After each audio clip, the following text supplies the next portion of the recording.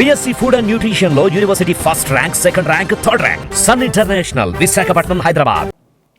నమస్తే, welcome to Telugu one news. నేను రూపానాథెళ్ళ. జగన్ కు భారీ షాక్. 5 వైసీపీ రాజ్యసభ సభ్యులు జంప్. రాష్ట్రంలో ఘోర పరాజయం పాలైన సెంటర్లో తమ బలం ఇంకా ఉంది. కేంద్రంలో బీజేపీ నేతృత్వంలోని ఎన్డీఏ ప్రభుత్వానికి మా అవసరం ఉంది. రాజ్యసభలో మాకు బలం ఉంది. కేంద్రం ఏ బిల్లు పాస్ చేయాలన్నా మా మద్దతు అనివార్యమంటూ వెర్రవీగిన జగన్ కు సొంత పార్టీ రాజ్యసభ సభ్యులే జలక్కివ్వడానికి రెడీ అయిపోయారు.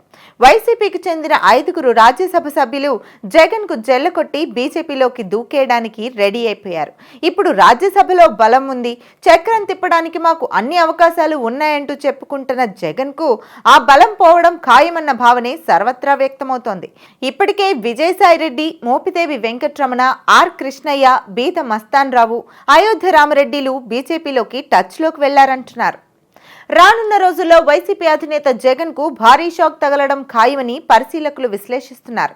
ఇన్నాళ్లు జగన్ కు కళ్ళు, నోరు, చెవులు మాదిరిగా వ్యవహరించిన ఏటు విజయసాయిరెడ్డి నేతృత్వంలోనే ఓ 5 రాజ్యసభ సభ్యులు కమలం గూటికి చేరడానికి రంగం సిద్ధమైపోయిందంటున్నారు.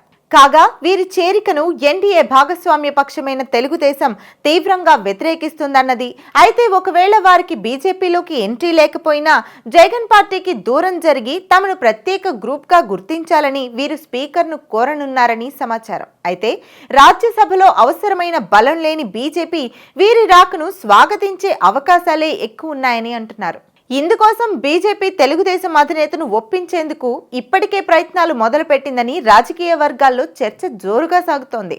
ఒకసారి వైసీపీ నుంచి వలసలు మొదలైతే అది ఇక ఆగకుండా సాగుతుందని కూడా అంటున్నారు.